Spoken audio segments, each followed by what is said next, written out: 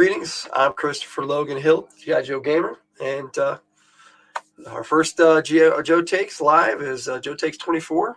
Taking a look at CoverGirl, and tonight I'm joined by Mar Hockman. Welcome, sir. Good evening. We're going to start out by taking a look at CoverGirl, the vintage figure. Now, this is not a completed CoverGirl, but it's the one I have left. My CoverGirl's chest cracked all apart, and the back piece, the screw part, broke when I went to repair it. So I did the best I could and put a Wild Bill, extra Wild Bill chest I had on her. It looks a lot like the cover in that comic book behind you. Yeah, it kind of does. That comic book actually came in a 3-pack with Spirit, a Serpentor clone that only had the Hannibal DNA, and this CoverGirl right here. I thought this was the best one they ever put out. Now, they did put out 2 other CoverGirls, but those were both modern style. One was for the Rise of Cobra movie. It was a blonde, like the gal in the movie. And then they did another one for the Collectors Club, but I prefer this one, actually, and I don't have that one. So I do have the Rise of Cobra figure, but I didn't really feel the need to check that out tonight. But I do have the box for the classified CoverGirl, and I actually like this. She's number 59 in the series. And some of these boxes are okay. I do like the fact that they show the figure on the back, and I do like the full artwork on the front, but I do prefer the windowless packaging so you can see the figure before you buy it. I buy most of them online anyway, so it really doesn't matter. When it gets here, it gets here. But that takes us to classified CoverGirl, and I like the fact that she came with a shotgun. She does come with a pistol and a wrench that she uses to repair her Wolverine, which they didn't have her come with. I don't actually have the Wolverine from the vintage. That was one of the few vehicles I really never did acquire. It's a cool vehicle, though, and I do want to acquire it eventually. But this figure here came with a pistol that really doesn't, if I get her on the screen, that really doesn't fit the character that much or the figure. But I think the shotgun does. What do you think, Mar? I mean, it certainly looks like a more imposing weapon than the pistol.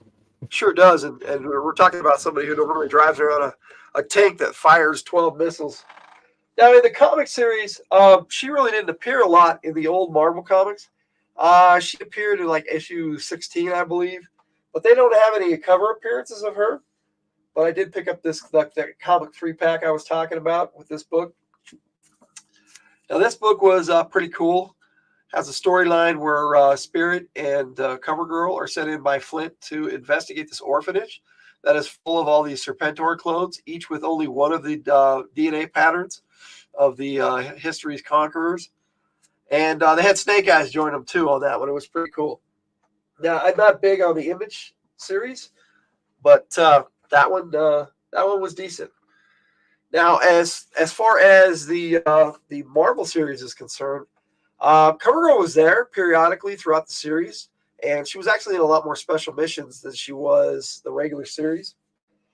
But she wasn't a very prominent figure or character in the comic series. Now, in the Sunbow cartoon, though, she was featured in quite a few episodes, including Pyramid of Darkness, where, she was in that, but I have a theory about Pyramid of Darkness that she was actually Sable in disguise when Shipwreck, that singer, rented that singer. That was pretty cool. She was there when they needed her. It just a lot of things added up to her being CoverGirl. And then they had Sable, Superstar Sable, in the second season, and she was a totally different animation, and she didn't even have the same color hair or the same voice. So, but she had CoverGirl's voice in Pyramid of Darkness. Now, the 3 episodes I watched for to get ready for this was Lights, Camera, Cobra, where CoverGirl was kind of the leader through the whole episode, and they used her. They didn't use her Wolverine at all in that. They used the makeup, her makeup ability, to disguise Rakondo as Torch and make Cobra Commander believe that that they were gonna crush Torch with some torture devices. They were on a movie set, and so that's a fun episode. Then I watched Spell of the Siren, where I thought she had a bigger part in that than she did, but that's where Baroness took over and Cobra with the conch shell, the spell of the Siren's conch shell. Did you ever see that, Mar Hockman? Nope. No, so you didn't watch a lot of the G.I. Joe cartoons? No, I mean, it's one of those things where I would occasionally see 1 or 2 episodes, but that was like 30 years ago. Oh, and, yeah. I saw the movie that they made a while back, and that's like the only thing I've seen within the last 15 years. Yeah, that was the last one Sunbow did. It was pretty decent. A lot of people don't like it. I didn't have that big of an issue with it. And the other episode I watched was Cold Slither, where Cobra decided to turn the Dreadnoks into a rock band. And that episode started with CoverGirl and pretty much ended with her. So that's a decent one with CoverGirl. And on that note, I don't really have a lot more to say about CoverGirl. That's kind of sad, but I do have her file card and stuff. I do like CoverGirl a lot, and where she is as a member of the G.I. Joe team in the comics, she's just a regular agent, a G.I. Joe agent, and same with the cartoon. Really, she was just there. Sometimes she would be the leader.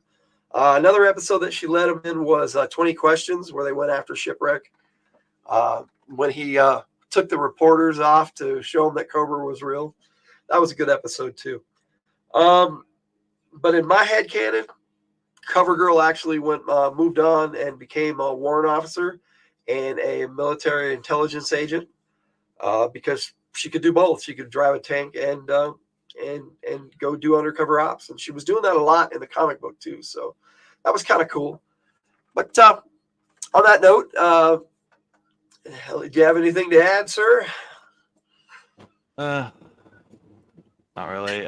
It's just this is actually my first go round at doing this live. I normally just make my Joe takes and talk about them, but I was kind of lacking on materials for CoverGirl because I don't have any carded figures. I normally show off a bunch of carded figures. Well, I was gonna show off what I've got on my desktop tonight. I do have a couple of these little mini Jeeps. We got the Stinger and the Vamp. Now, these did come with, the Vamp came with a Duke figure, and this came with a Cobra Commander, but those little metal figurines are pretty cool. You can use them as miniatures, but they're a little oversized. But I do have some artwork and some other stuff that I'm going to... One of the things that I remember about it, which, okay, part of it was from the movie, and part of it was from me seeing it as a kid, was that they have a whole lot of different. I guess one of the things about it is that it's a cartoon that was designed to sell toys, so they have a whole bunch of characters that you could buy toys of. And I guess there are different ideas, and so some people will like one of the characters more than the others. And I don't even know. This is why I like to give my take on individual characters instead of doing a lot. I did do a video for one for G.I. Joe and one for Cobra, and then gave my top 10 favorites in each one. That was a lot of fun. But for CoverGirl, I like the character, but she's not one of my favorites. I see her as Lady J's best friend, not Scarlet. It's kind of weird, but that's just how I feel about it. Anyway, really on that note, I'm going to say Logan out and play her promo video I had out earlier this week.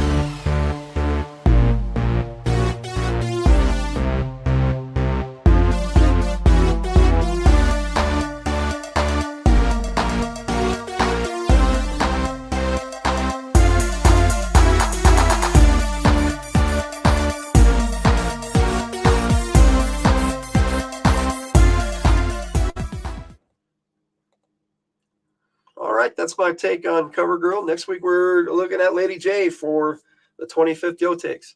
So hope you enjoyed the video, and we'll catch you later.